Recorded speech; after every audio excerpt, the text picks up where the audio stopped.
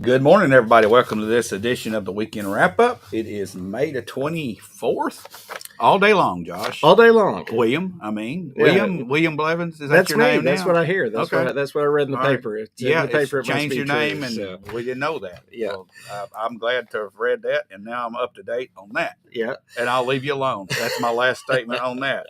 Now, we're here today to cover the news that matters. But before we do, Josh, we've got some sports stuff I want to get to. It's just a quick recognition of a sports team that had a fantastic year. Before we do that, I want to hear from our sports show sponsors. Let's hear First from some Bank sponsors. and Kincaid Service Company. We'll be right back, and we'll talk briefly about sports and move on to the news that matters. Yeah. The other news that matters. Absolutely.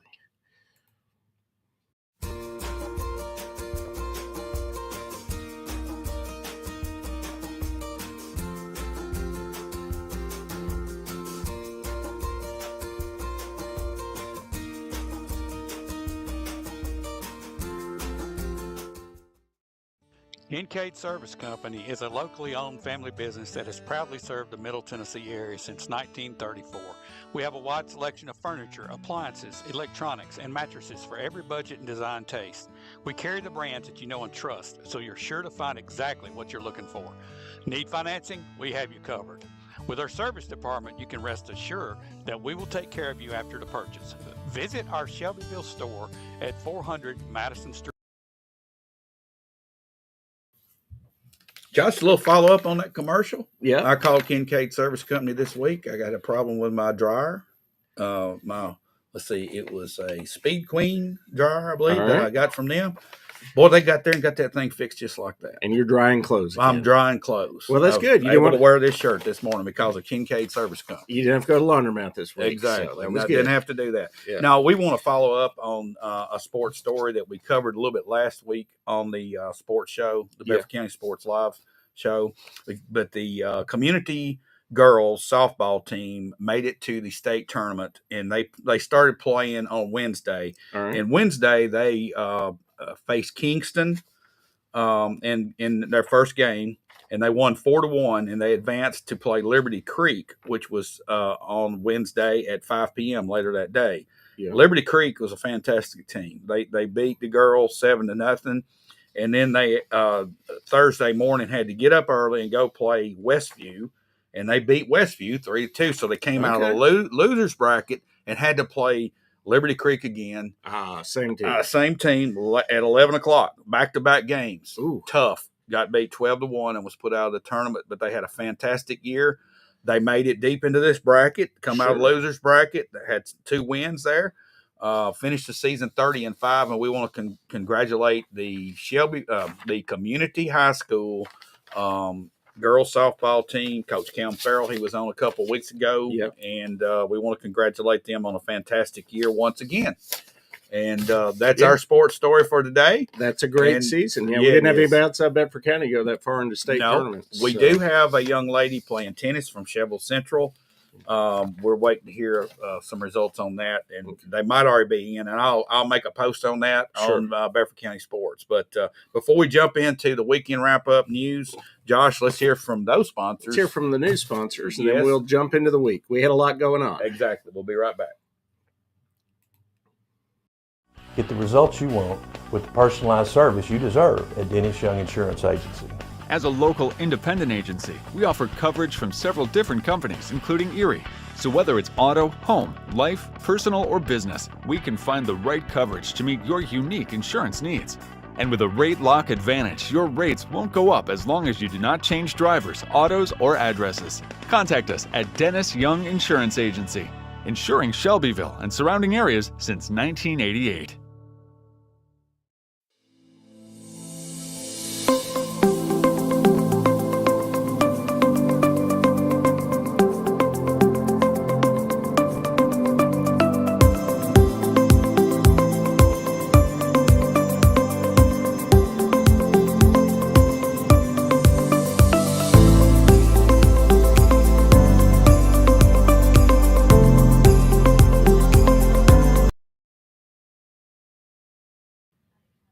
All righty, welcome back into the weekend wrap-up show.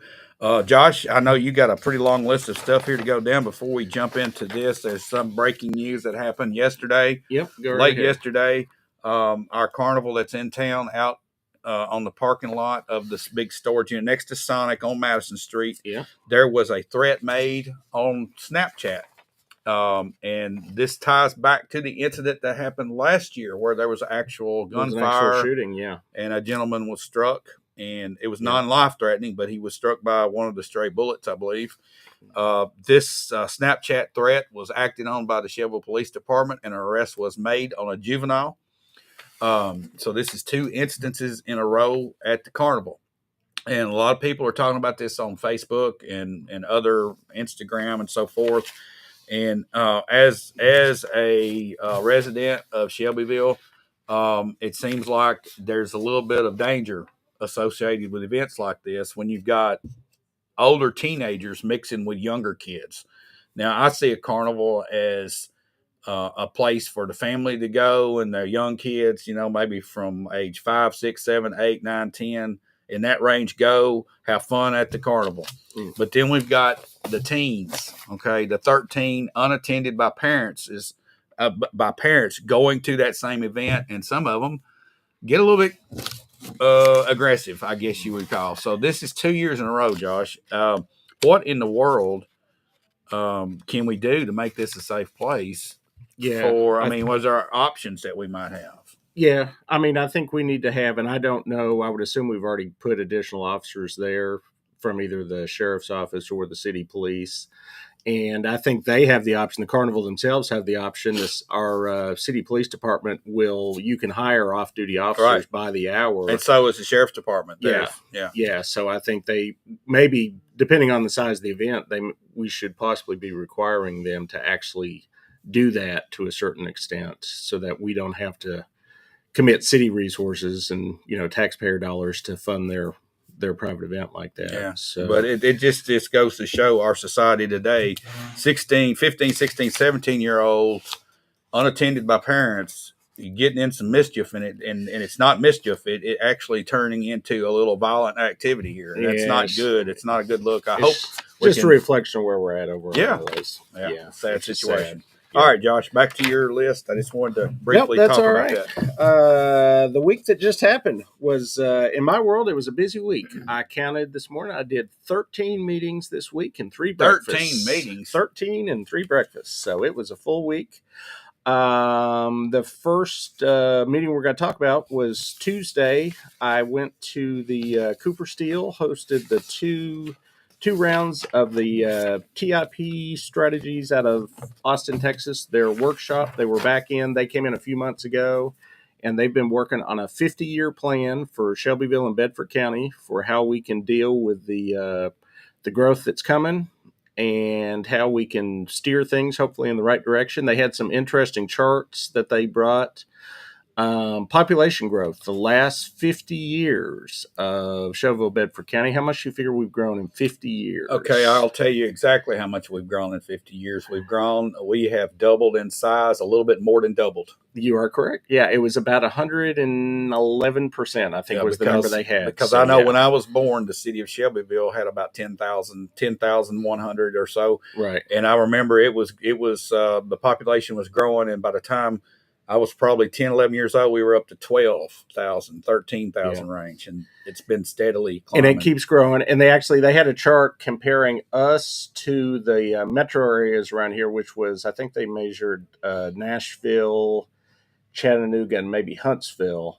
And you could see that as time is going on, our growth is coming up and approaching theirs. And then they went 50 years in the future, obviously an estimate, and they're estimating high 70% in the next 50 years. So about 77 to 79% growth going forward in the next 50 years. And at about the 2035, 2037 mark, we will actually be growing faster than the metropolitan area. I'd say we're already there, Josh. And the reason I say that is there's a lot of people that are fleeing the big cities because of violence and just the way of life there. Yeah, just people like the slower pace. Yeah. And I think that you see the people that are coming to Bedford County and other areas like Bedford County that's what they're looking for. They're looking Yeah. for a peaceful, less stressful environment to Right. live in. And our big cities, like, you just look at some of them. I know Kash Patel this week labeled Memphis as the homicide capital of the United States. Yeah, I saw that. So, And it's scary. So people are leaving the big city. and going to the smaller towns. So yeah, so which gives us a lot of opportunities with all those people coming in to kind of, hopefully plan ahead and do it the right way, because we've seen some of the big cities how they didn't do it the right way. Well, So, this is a good thing because we're Yeah. way behind the curve right now. yeah, we are. So they had a few pieces of information that they had gathered already from their first round of visits. They just at the first meeting, they just presented us with a list of kind of local strengths, weaknesses, opportunities, threats. I was just going to run through a couple of them. The one we've already talked about on strengths: the sense of community, small town feel, natural amenities, proximity to Nashville, good or bad, depending on your opinion of the big city. Yep. Yeah, the Walking Horse Celebration, the Whiskey Trail, Cooper Steel Arena. So those were all things that we talked about. We got a lot of good areas in town right now. The square has been really well redeveloped. That's Right. coming together on the square. We got the celebration that has a lot of opportunity there. The horse industry isn't necessarily growing a whole lot right now, Nice. but you've got Cooper Steel Arena there that you don't need to just host horse events. You could host, and they've been trying all these other different events there. It's a Well, great venue. Yeah, right Yeah. across the street over here, you got a 30,000 seat arena Yeah. that's rusting out. Okay, that we have one event a year in. Yeah. That's also Perfect tremendous place opportunity. for outdoor concert, Yes. a sizable concert or some other kind of Right. event that maybe necessarily isn't, You could horse take that thing and focused. cut it in half and use one half of it, put a Yeah. backdrop up, and have a 15,000 seat area. Yeah. That would be pretty awesome to do a middle of the road concert for up and coming stars. Sure, yeah, country or a music series, maybe like Yeah. a weekend, because Exactly. you've got all the RV parking right Yep. there. You could have, some kind of big festival kind of Tremendous event. opportunity. The other thing Yeah. that comes with that, Josh, is you start looking at our weaknesses right here. I would put one on there: lack of hotels, motels, Right. not geared for visitors. Is what I would say. Yeah, and transit options. It's hard right now. If you're at the celebration and you want to go down to the square, you can't really get there unless you've got your own car. If you drove Yeah. a big rig or something or an RV, we need to get a better sidewalk trail system. We've got that abandoned railroad there. They've been talking about doing a rails to trails thing, just some way to get back and forth, even if we had to, the city or the event, whoever put on the event had to bring up a trolley system or something. Just something to get people if I'm back celebration and forth. and we start having events like that, we're going to have 2 or 3 buses shuttling people Shuttling around. back and Yeah. forth. And then they could also be going up to nearest green on 231 Exactly. and just doing kind of a triangle Yes. there. So there's a lot of opportunity in the area. It's just a matter of how, and the big word was collaboration. That was both meetings that day was, we got to get everybody working together, because right now, and it's on here on the, I believe, threats, the uncertain political environment was the politically correct way they put it. But we've still got a lot of people pulling in separate directions, not pulling in the same direction. So until Yeah. they all start pulling in the same direction, none of this is going to happen. So, yeah. Well, here's one thing I've heard, and this gets down to individual conversations I've had with people about the influx of population coming in. If we don't manage it properly, like this, the goal is to manage that properly down the road. So we got the infrastructure. We have an actual community that is welcoming to these folks, and then once they get here, they're not like, well, what do we do now? I mean, there's going to be something building with them. And a lot of people have looked at me and say, you just against everything. I said, no, I ask questions about everything. Yeah. Okay. That doesn't mean I'm against anything. All right. And if you start asking questions, you're viewed as you're against it. No.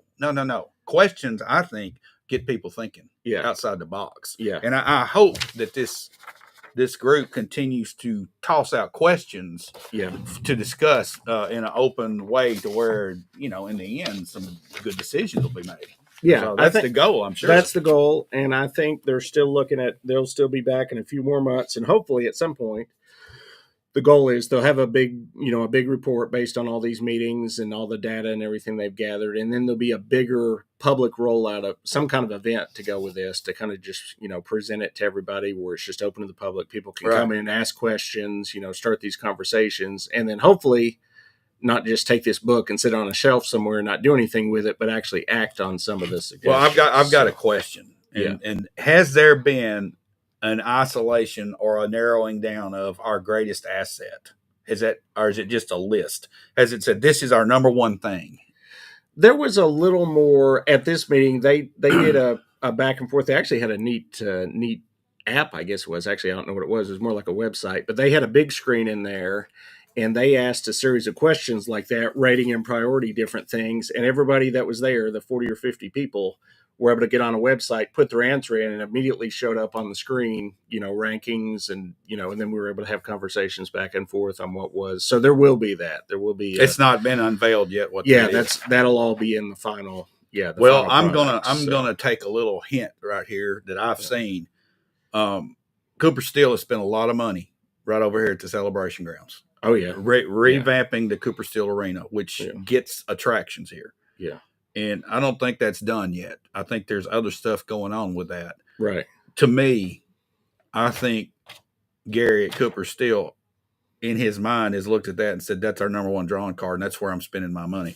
That's just the way it looks to me. Well, and even we talked about some of that at this meeting. Additionally, they're spending a lot of money out at the high school. They're doing a lot of work at the high school to turn that into, if you're coming in from out of town to play an away game, you come to that high school and you say, man, things are nice at the high school. Maybe the town's turned around. Right. And then they're also looking, this was the first of these meetings. We brought in our parks director, came to the meeting, because we're about to have a soccer complex out there. You start bringing in families from out of town to the soccer complex. Hopefully they stick around, maybe want to go to the square and have a meal or something. So it's all of that ties in together to hopefully, move Shelbyville forward. So that's the whole idea. So that was one. Actually, that was two of my meetings this week. Same day, 5:00, I ran from one meeting down to the historic courthouse on the square, and we had our county committee meetings. This was the shortest series of county committee meetings I've been to in the several years that I've been going now. I believe the wrap time, it started at 5, I think 5:29. They were all done. So it was kind of a weird situation. Some of the people had been at the Cooper Steel event, so they were running late like I was. And then we had tornado warnings all around us. So everybody's watching the weather and, worrying about the weather. And then also we talked about this, I think, last Saturday. There's really nothing on the agenda. It was all just monthly reports. Right. Couple I wanted to hit on just real quick. The sheriff's report, they drove a nice 78,000 miles last month. They served 855 warrants and arrested 280 people. All right. That means that 10 people every day basically got arrested. Yeah. Yeah. We got people doing bad things. And 855 warrants served. Yep. That's a lot of warrants. So, okay. Yeah. And we had 55 car wrecks, and this would be just out in the county. This wouldn't include what was in the city. And eight of those had injuries.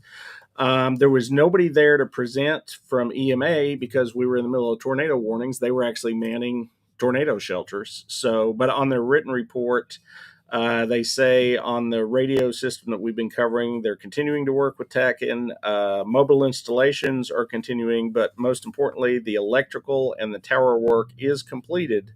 They're saying, and testing was conducted at Hawthorne Hill, which the way I read that is all the tower stuff seems like it's in place, and it's a matter of getting the radios in and installed and programmed. So hopefully he'll be there next month and he can give us a more thorough update. But that was the reading on his on the couple sentences he gave us on the written report.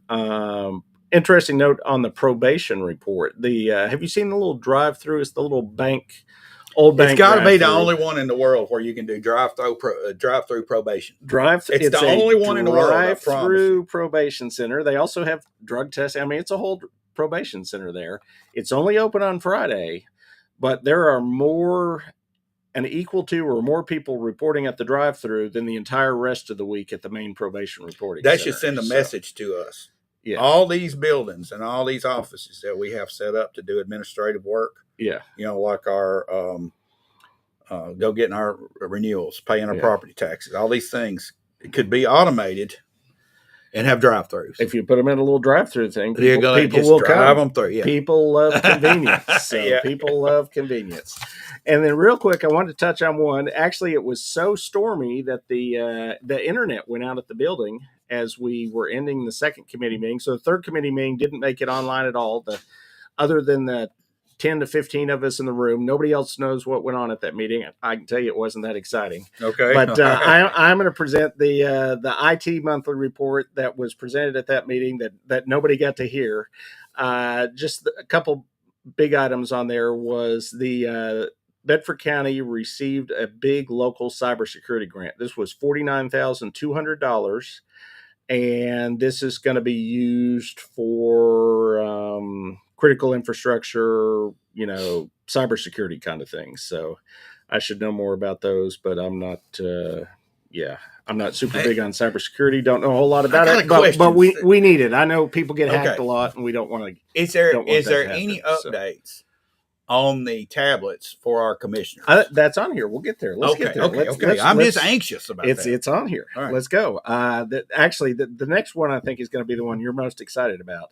The courthouse and courthouse annex exterior lighting project was completed on May 1st, 2025. It took a year to get them, but buddy, we got $278,000 worth of lights installed. It looks very nice. I saw it. I saw it lit up as pink. I saw that. Okay. Well, I've seen it on the blue white lighting. We can do any color you want. Okay. And I would imagine we're about to be in Memorial Day weekend, so hopefully we have red, white, and blue. Red, white, and blue this weekend, I'm guessing. So I've not been up there in the evening yet this weekend, but they're all in. They do look really nice. The square looks extra nice at night now. So and once the grindstone's open on the corner and the Riverview, it's already hopping. Let's just getting off on tangent real quick. Last night I went to they had the Celebration City car monthly cruise in and the art thing, and the square all the way around. There was not an empty parking space to be found. Where was everybody at?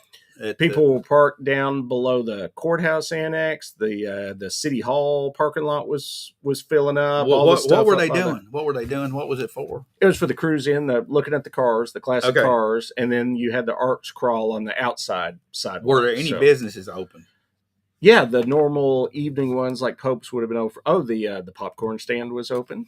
Very good. Yes, had the popcorn stand open. The Glass Hollow would have been open because it was evening time. As far as the retail, I don't know. I didn't try to. I would like to see it to a point to where we had something steady up there to where it would pay a retail store to open up.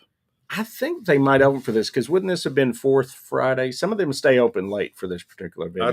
I think that's the whole objective is to get local merchants benefiting from this and having events. Yeah. It was really full. Honestly, depending on how these continue to go, I would say at some point they might want to even consider shutting it off to vehicle traffic and just having it be foot traffic on the square itself. It was that busy up there. You got if there's people passing through town, they don't have to go around the square. Right. Everywhere they go, there's a bypass to avoid that. So shouldn't be a problem. Yeah, especially once we get the parking lot complete. They were actually on a Friday night, a long weekend. They were pouring concrete on the new parking lot at the Fly while I was there. So really pretty late in the evening. So they were pouring the concrete curbs and stuff. Very good. But yeah, so the square is looking good with the lights and the cars and the art and everything. So IT's working on a networking cabling expansion at the Bedford County Jail. This is to do with the state's requirement that tablets have to be in all detention centers. That was a state thing passed, I think, last year by the governor.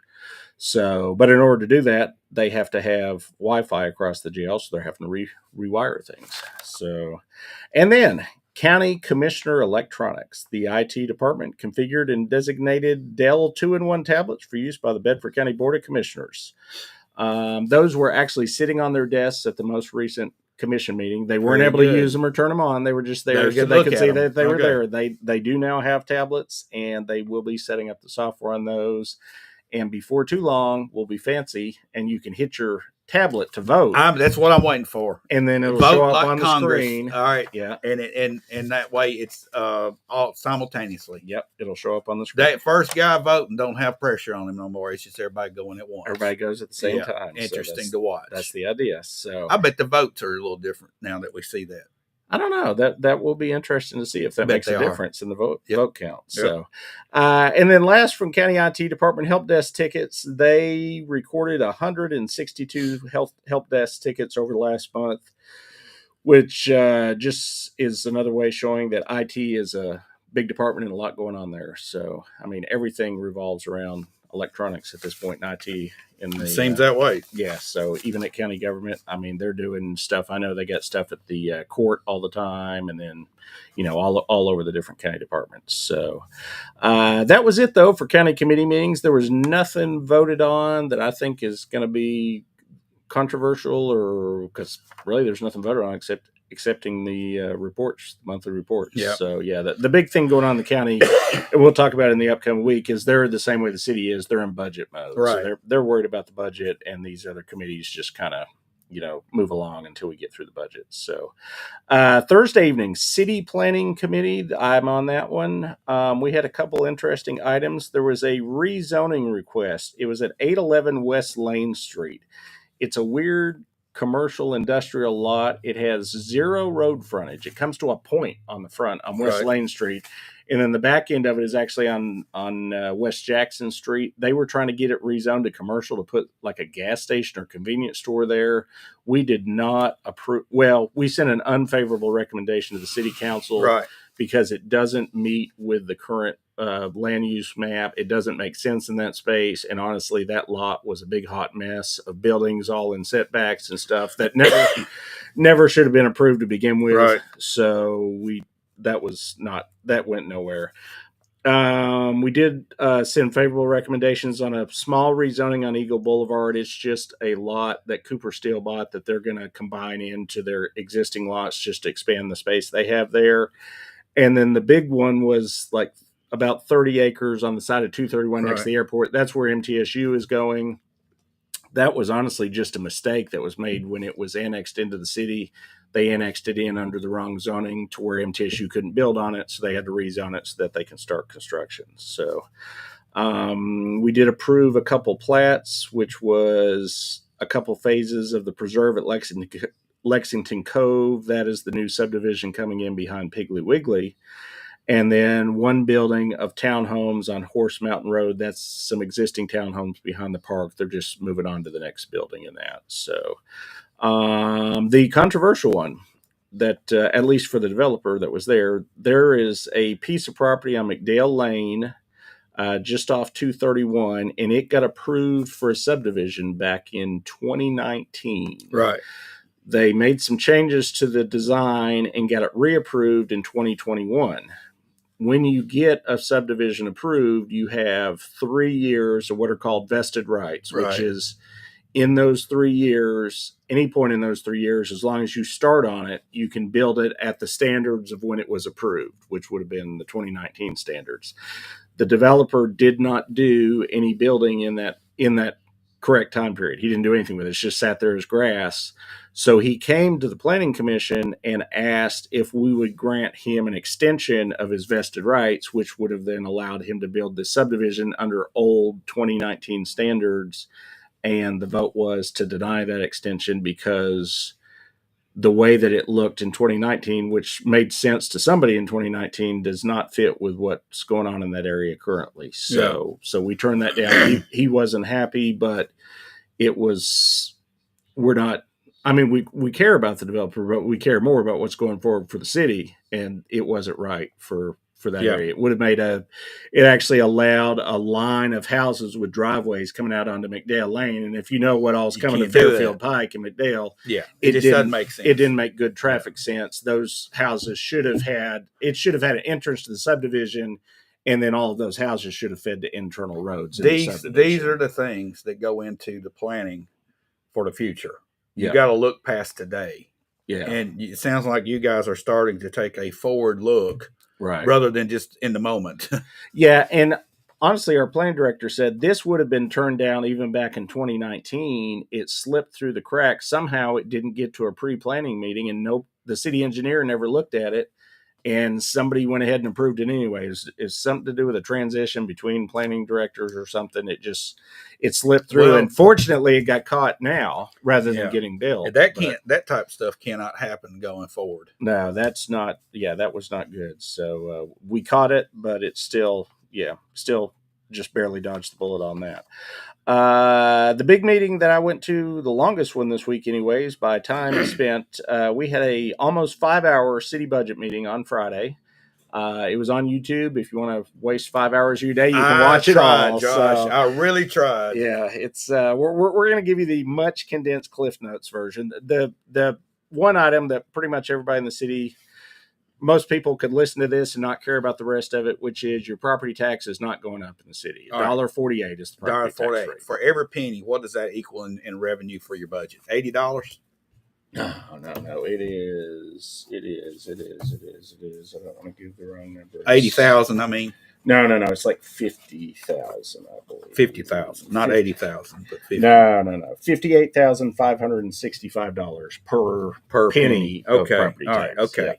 All right. So that's Yeah. the one thing that people are looking at is property taxes. It's property tax. Yeah, if you live in the city and you're worried my property tax is going to go up, at least from the city side of the equation, it's not. Now, the county hasn't made that final decision. I'm fairly confident they're not going to raise it either because they're about to come into an election year, but they've not officially made the decision. We actually voted on this first hearing, so property taxes will be staying the same. However, right at the top of the meeting, our vice mayor spoke, and he is concerned, and he's not alone in his concerns, that the city general fund balance started 2 years ago at $23.2 million.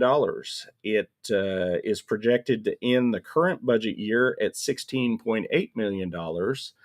And then the future projection for next June is $8 million. So 23, 16.8, 8. What direction is that headed? Down by $8 million every year. It is headed down, which is not good. There's a couple caveats to that, which I want to try to explain those. A lot of this was hard even for us to follow through this massive budget. I'm sure. But back in 3 years ago, when COVID money was flowing freely from the federal government, they gave the city $6.7 million. Actually, I believe the number was 6.5. Yeah. There's been some measures. But either way, we ended up with $6.7 million in ARP funds. So that went into, rather than keeping those separate, and I'm not in charge of accounting, for whatever reason, they chose to just throw those into the general fund. So a couple of those bigger numbers, like that 23.2 million and even the 16.8, include those ARP funds. Those aren't normal funds that we have all the time. Those didn't come from property tax, sales tax. So the fund balance has looked inflated for a few years. So far, they've only spent roughly 1.2 million of that. So basically all of that is still sitting in there. The idea is those are being held because we're waiting to finish paying for the flood pump project, which is a very important project and still has an estimated $4 or so million left to go on it. So you have to kind of take those dollars out of at least the two bigger fund balance numbers. The other thing is on that low 8 million figure. That is, as I found talking to 9 of my meetings this week were with department heads of the city. I met with our 9 largest department heads individually to just try to get a feel for their budgets and talk to them. And that $8 million is never going to happen unless like the sky fell down and the economy collapsed and everybody went broke. So we're very conservative in our revenue estimates. We're very conservative in our expenditure estimates. The lowest on the low end that we're actually going to end up at the end of this year is going to be in the, I would say, $10 to $12 million range. So we are still going, not to say we're not still going down some, but it's not as bad as it looks. Here is the vice mayor's concern. Yeah. A continued deterioration deterioration of that. bad. Okay. So my question, Josh, Yeah. Are the revenues, extra revenues coming in from property tax, all these homes that are being built that are adding to are they increasing enough to offset this increase that it's going to be in our budget? They are not. And that is what you hear a lot. You're like, oh, look at the growth. Look at the growth. Oh, we got to just be having a massive. Let me tell you what the increase is this year in property tax. The increase for the city, anyways, this is the city increase. Despite all the houses you've seen built, all the people you've seen come into town, $105,000 extra over the previous year. That's not even, that don't even sound $105,000. logical, Josh. That is based on our finance director speaking with the property assessor. Well, let's just say the Yeah. average one is $500, Yeah, and you got 105,000. 105,000. That's the number on the paper. That would be so- 200 homes roughly right. at $500. Yeah, We're not getting enough money, Josh. we're To if we're gonna Yeah. if we're gonna keep putting out fires, arresting criminals, yeah keeping the roads good, picking and picking up the trash. Yeah. Just those 4 things that I like. These are our 4 Yeah. top priorities here. Yeah. Property taxes are going to go through the roof 3, 4, 5 years down the road, Josh. There will be a reckoning at some point, yes. And Okay. we've talked about this before. People always look at all these houses being built, all this growth. They're like, oh man, your tax revenue just has to be No. going through the roof. Every new house that they build inside the city, where you build in the county, wherever you build it, generally Small speaking, footprints. the increase in tax revenue does not cover the increase in the cost of services. All right. Just even on the school side on the county, you don't even cover the cost of educating one child No. when you build a new house. So if you bring in a family of 2 or 3 kids, you're way in the hole. All right. So Yeah. here's my question. What does the city do? What does any local government do when the cost of services are outrunning the property taxes so fast that if you went up to what you had to get, the average citizen can't afford to pay that property tax? So where do you go from there? Yeah. Come on, it's- William. Tell me. There, What do you do? There's no magic bullet. You got 2 choices. You raise taxes or you cut services. All right. Steve So- Jordan and Connie Hasty are having a conversation. Okay. And it says, why didn't the city raise taxes a little? Your city streets are terrible. Well, a lot of the city streets you're looking at are actually state roads that are upkept by the state. Yeah. Like and 231 is the repaving. Yeah, and is, I'll go to roads real quick because we Yeah. covered a lot of budget stuff on the city roads. There was an increase in the paving budget by $500,000 in the current budget year, the one that we're in right now, and they actually paved. I've got a list here. They paved a significant number of streets in town. It may not be a street that you drive on, but they the 3 big ones were. I'm not going to remember off the top of my head, but West Lane, Shelbyville Mills Road, and maybe Amos Smith, I believe, was the other big one.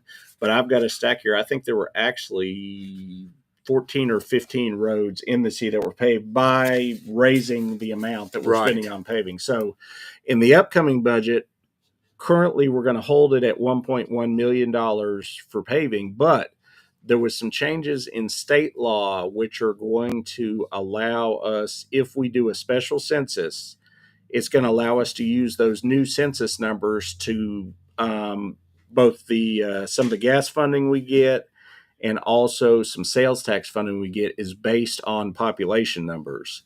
If we can prove that we have a higher population, starting in January of 2026, which is in the upcoming budget year, we will get additional money from the state. So we're going to wait and see what that dollar figure is in January, and we may increase that $1.1 million paving budget up to the request was $1.1 million sounds low to me. Okay, that's a lot of pay. We got a lot of roads to handle for that amount. Yep, they did a study at $1.2 million a year. It kept the quality of the roads in the city as they are. You didn't deteriorate any further. At 1.8, you started to not Improvement. only keep it at the same level, but you actually started to improve the quality of the So roads. y'all are in overall. between. They're a little bit in between. Well, we're right on the bottom end of it right now Right. at the maintain. But if we can get that additional state money, we actually will move towards the towards the improved. Steve Jordan brings up about federal grants. Why don't they take advantage of federal grants to do so and not raise property tax? Well, there's not going to be a raise this year, Steve. There is no but rate we're increase. headed Yeah, toward a firestorm of problem if we don't yeah. start And doing as far as grants, we're getting. I mean, you may or may not like Yeah. what grants we're getting, but we're getting a ton of grants, including that soccer complex is being paid for by a but grant. let's We're getting the river overlook by a grant. We got the and- $6.7 million from the federal government. All right. Now, federal grants also are not really flowing right now. Most No. federal grants have It's been going to be chopped cut. off. It's at the going to be knees. yes. So state grants. Are Thank what you, we're looking Doge. at. That's happening. All right, but Yeah. here's the thing. You got you got the park complex over there. Yeah. That when it was built, it was said it would pay for itself down the road. It's not paying for itself. It never will. We've got expansion out there going on in the form of soccer fields. Everybody likes their ball, okay? Yeah. And for some reason, government is expected to supply ball and entertainment. Yes. Okay, so at some point, and I'm not saying it's today or next year or the year after, but somewhere down the road, the citizens of every small town in America is going to have to look at their situation and say, do I want police protection, fire services, roads paved, and trash taken off? Or do I want to cut this so I can play ball and soccer? That's a question that everybody's got to think about, because these property taxes are going to go up past where the average person can afford somewhere down the road, because of the cost of everything has gone up. Yeah, inflation is just a quick argument on the, because if I don't raise this, our parks director would shoot me.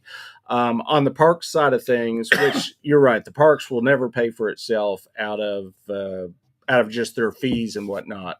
But the soccer complex in particular, theoretically down the road, should increase our sales tax revenue by a decent amount.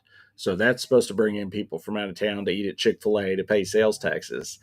And so they do get a little offset that. Now, as far as, I'll give you real quick, there are 3 departments that do pay for themselves, which is the airport. The airport breaks even. Right. Returns So a I didn't profit. mention them. So Yeah. they're Yep, they do.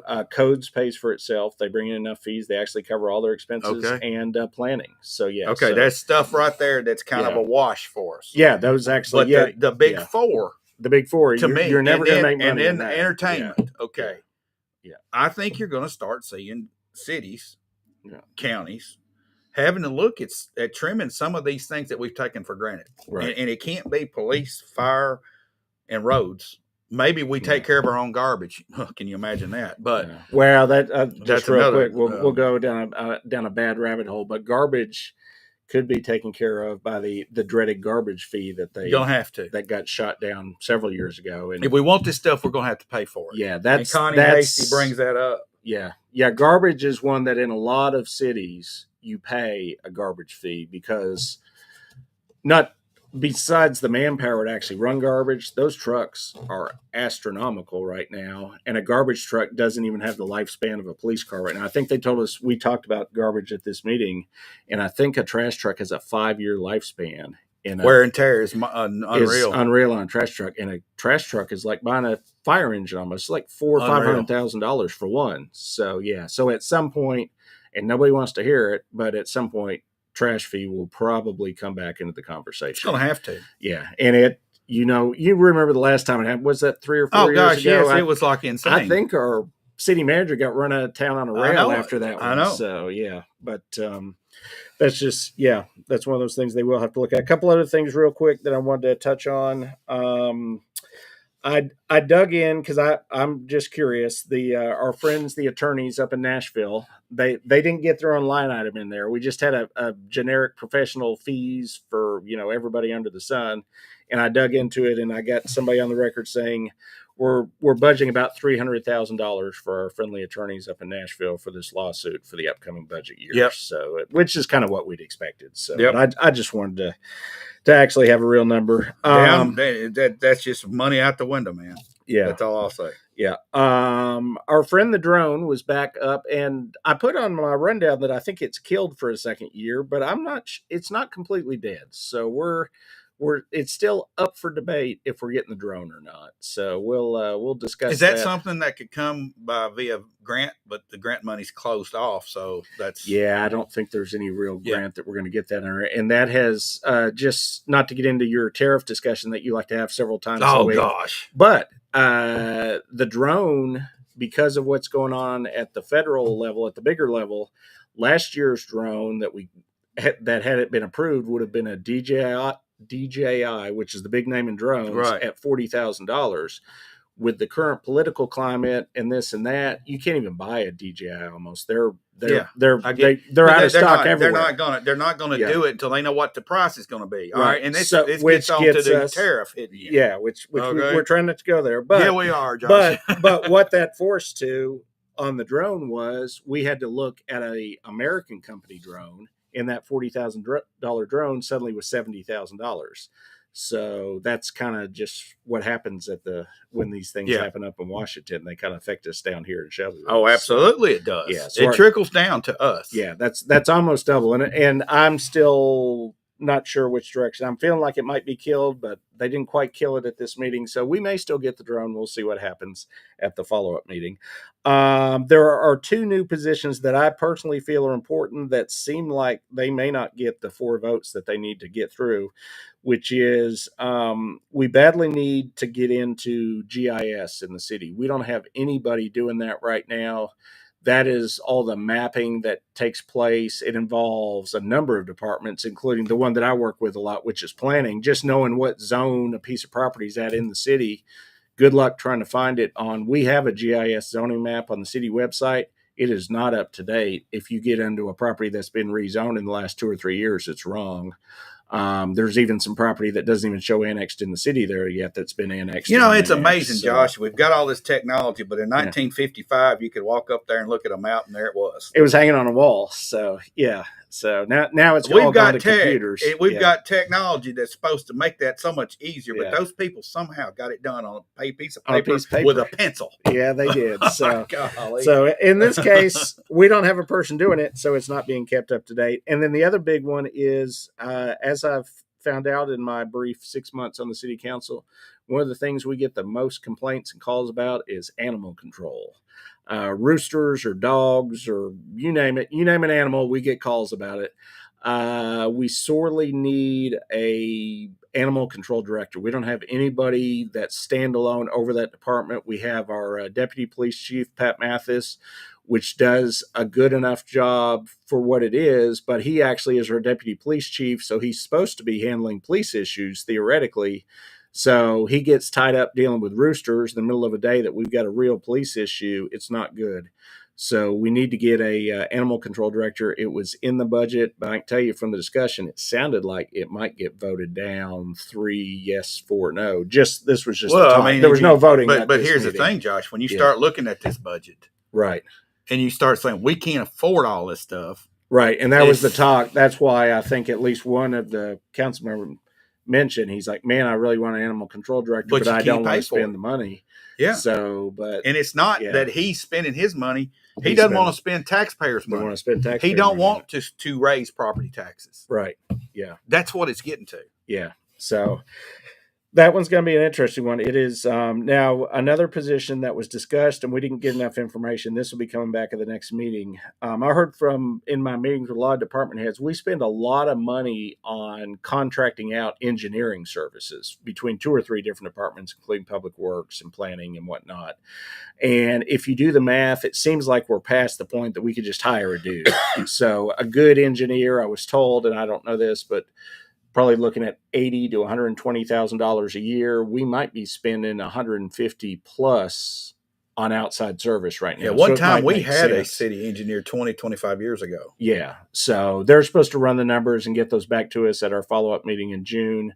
But if it makes sense, I mean, that could be a way to actually cut costs by hiring somebody. So, because, I mean, I don't know what the hourly is for these outside engineers, but I bet they're not working for $25 an hour or anything. No. I bet they're expensive. So, and then the last thing in this budget that already is tighter than it should be or going in the wrong direction, there is not a penny in there yet for raises for city employees. So the decision will be made sometime in June on how much do we want to give city employees. The cost of living, the official cost of living index for the state, which I got from some paperwork I got from the county, which is what the state is basing judges' increases on, and state employees that are based on cost of living is 2.9% for the going into the next budget year. So if you just were to give a 3% raise to everybody, you're just keeping them even as far as, spending power. Yeah. And you got to figure those that have a family or a spouse on the insurance, which are paying, family coverage insurance, that insurance went up. I can't remember what it's going to keep going up too. So that if you were to give a 1 or 2% raise, they may actually get a smaller paycheck in their, deposited into their bank every month. So you could actually be going backwards at that point. So Josh, that's a hard discussion. I'll say this: Yeah. I would not want to be a city council member right now, or anybody that's having to whittle on this budget, because no matter what you do, you can argue yourself 50-50 on a lot of this stuff, and got and at the end you're responsible to your constituents. Yeah. But at the same time, you've got families sitting here that are making a living through being an employee. So that's one of those tough things. Now you say, well, we don't give anybody raises. Are you subject to see people leaving the city and going working somewhere else? And possibly we've got that happening in droves. And just to pick one department in particular, if we hire in a police officer, which has happened a number of times recently, go through the whole training program, run them through the police academy, we pay them a salary while they're in training, we pay for the training. I think our costs to bring a guy in, maybe $50,000, $75,000. I can't remember the number. And then they leave and go to Franklin because they're getting paid better. And then we got to bring in another guy and spend the same amount of money. So were you not better off maybe paying the guy a little bit more, so he didn't leave and go to Franklin? So you got to find that balancing point there as well. So, because you say, oh, I'm saving tax money by not giving those guys a raise, but then they turn around and leave town. Here's a topic that comes up, and I think people get confused. All right, Pamela Smith, instead of raising people's property taxes, we should have a wheel tax that would affect everyone. Now, a wheel tax would be countywide. Not city. The city cannot instill a wheel tax because the wheel tax is instituted by a state office, which would be our county clerk. The county. The county. All right, so that's not going to do anything for the city. No, the city, the two main sources of revenue for the city are property tax and the local option portion of the sales tax. Right. And currently the city of Shelbyville, the bigger of those is sales tax. They're getting more sales tax revenue than property tax revenue at the moment. All right, so here it comes. Nobody wants, and I don't want a property tax increase. Nobody wants a property tax. I don't want a tax We're increase. going to have to choose, pay a property tax or start cutting stuff. Yeah. One of the two. Right. That's the only option. Sure. And we'll just, again, pick a department. Well, I'll stay with the police department. Right now, we've got a great police department. If you pick up the phone and call for everything from a serious emergency of somebody shooting at me to, oh, my neighbor's been walking in my yard, I'm upset, can you send an officer out? You will get an officer at your doorstep on average in 5 minutes or less in the city of Shelbyville. And generally, it'll be 2 or 3 officers for most calls. So do you want to, and I would never recommend do this, but do you want to fire a third of the police force to cut money? All right. And then it takes 15 minutes for that guy to get there. Or if you're like where I lived in Nashville, where they have inadequate police protection, you call because your neighbor's house got broke into. It's 8, 10, 12 hours before you get an officer. Here's a question for people that are watching. Yeah. All right. I'm going to list 5 things. Yeah. You pick which ones you want to cut. Police department, fire department, public works, which is your streets, and I'm going to say trash separate. Those two are together. So that's 4 total. Yeah. All right. You want to cut any 4 of those, or what about your recreation, parks and recreation? All right. You want which one of those you want to cut, or which 2 of those you want to cut? Comments, please. Yeah. So who's it going to be? It's a hard choice. I mean, a lot of people are going to say parks just because they feel like that's not a necessity, but nobody wants to say that. No. But honestly, what's life and death? Yeah. What is the most important? What's going to do the most damage to our life? What can we live without? What are the bare bones necessities? That's what I'm telling you, down the road, we're getting there. It's coming where you're going to have to make those type decisions. Yeah. So and it's tough. Yeah. It's not easy. It's easy to sit at home on Facebook and type in and say, oh, I can't believe you looked at raising our property taxes. Well, I have the numbers. I have no doubt in my mind what's the most important. Yeah. Those first 2. Yeah. Police and fire. Those are our first 2. Right. Yeah. But as far as the one that touches your life more, the one you realize the most is if your trash doesn't get picked up or you drive across some potholes. I can get rid of my trash. Yeah. You might not like what I do with it, but I can get rid of it. I can burn the stuff. Okay. Yeah. That's what used to happen out in the country years ago. I remember my granddad would take a brown paper bag out, set it on a rock in his field behind his house and light it. Yeah. And then he would pick up the tin cans that happened to be in there out of it and take them, and he would use them to store stuff in. Yeah.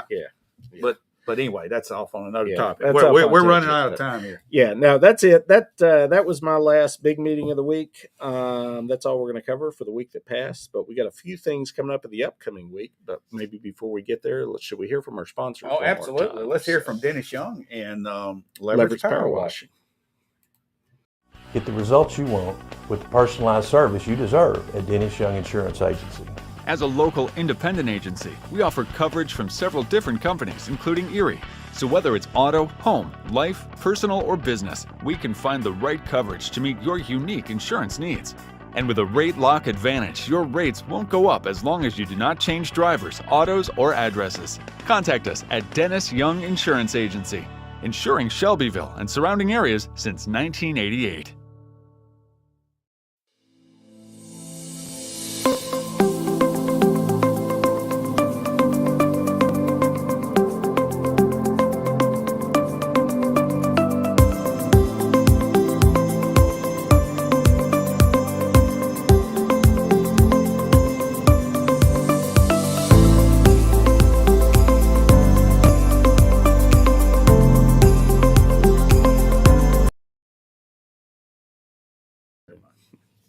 All righty. Welcome back in here to the weekend wrap-up show.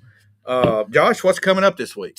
Upcoming week, short week, 4-day week, but still have a few things going on. Most importantly, Monday, 11 a.m. on the square by the Veterans Memorial is the annual Memorial Day service there. Chance of rain all weekend, I know, but like today, there's been a chance of rain all day. It's actually been nice out there, so we will hope that it won't rain on it on 11 o'clock on Monday, but we'll have a couple speakers there, and just always important to remember, why we're able to sit here and talk back and forth about budgets and Right. taxes and all that is because people that went before us, some of them actually gave their lives for us to be able to sit here. Absolutely. So, That is going to be a nice ceremony. Yeah. And we Yeah. look forward to that. yeah. Tuesday, the county has their monthly financial management committee meeting, which is at 4:15, but that is immediately going to be followed by the first county budget meeting. That'll be one of the bigger ones where hopefully a lot of the county commissioners will come in. And since they scheduled it on this date, I've not heard officially, but I'm assuming we will get the county budget book that day. So we'll get our first look at the complete county budget for the upcoming year. And there'll be some discussion that day. And then immediately following that meeting, the county will then have a planning commission meeting up at the courthouse. I went to that last month. I think I'm going to go again this month because there's a lot of things going on in county planning right now, as far as they're looking at a long-term comprehensive plan, a future land use plan, and they continue to look at wastewater issues. So there's not a particular zoning or rezoning I can remember on their agenda that was anything that I was interested in, but just the overall picture of county planning is starting to that had been something that I don't think they even used to meet every month. They'd have a lot of months they wouldn't have anything on the agenda and didn't even meet. But now, as the city has continued to grow, now you've got growth coming down from all Right. sides into the county. People want to develop in the county, and they need to get all their planning and things in order so that they can plan for that kind of growth. Yeah. And then just real quick, total side note, we've had a ton of sponsors this show, but I just want to mention a local company that I had I Monday morning went to work in my office and looked up at the drywall ceiling, and I had telltale brown water Oh, spots. no, I that's had a not leak good. in my roof, and that's never fun. So I called Adams Roofing, which is a local roofing company. I had a young man, Ryan, come out on I think Wednesday or Thursday and got me fixed up, and very professional, got it done. They were there within a couple days, and knock on wood, because it's going to rain all weekend, I don't believe I have a leaky roof anymore. So Yeah. just wanted to say thank you. to them. And that's So, that's something that attests to some of the comments or some of the points on your strengths. Okay? Right. We've got a lot of talented people around here yeah. that can do stuff like that. Yeah. I know Clark's garage door opener. My sister just Right. had a messed up garage door. I looked at it. I said, I can't fix it. Okay. I know Right. what needs to be done. You need to call Clark's because he done some work for me and did a fantastic job. Yeah. He shows up, fix it. And he it was like $25. And, Right. and I'm like, No way. That can't happen. You can't Yeah. even get, but there's a lot of good folks with Just small like that. businesses Yeah. right here in Shelbyville and Bedford County, and we need to support those. Yeah, just while we're on that, appliance doctor that came out to Absolutely. me a month or two ago. Phenomenal. I had a dryer that was down, and he told me, I can't even remember what the amount was. He told me, I'm like, that's not enough money. You were here for like 2 hours. He said, that's all the repair costs. So yeah, we've just got a lot of good small companies And like Connie that. Hasty made a comment right here, and they've been Sure. having, and I've got to address Miss Connie. Go ahead. I'm a strong Republican, but I've lived in Shelbyville almost all my life, and their politics has always had a problem. It has always been put the good old guy in office. Until that changes, it will continue. And yes, you're correct. But it's changing, and it's the same way in the county. It's that way. It's the way it is in local government all over this country. It's not just Shelbyville. We're all friends. Yeah. And we're all just a bunch of good old boys when it gets right down to it. So that's the reason. And I think we're going to, as money gets tighter, everybody's just going to have to work together to tighten their budgets up. Yeah. Yeah. And I will say, I met with all 9 of our city, again, major city department heads in the city, and they are all doing a good job. I didn't find one of them that I was like, man, I wish we had somebody else in that position. Exactly. They're all working hard, and a lot of them are not making as much money as you might think for a department head. And I'm not going to get into individual salaries, but it was, they're doing a lot of work with sometimes very limited resources. Oh yeah. So, yeah. And it's going to get tighter, and it may continue to get tighter. We're going to have to think outside the box, Josh. We are. And while we're doing that, y'all have a good weekend and have a great Memorial Day. Hope you'll be able to get out to the square to spend some time remembering those that fought for our freedoms. Yeah. Thanks for watching. And again, thanks to our sponsors. And Josh, thanks for your hard work this week. Yeah. And we'll be back again.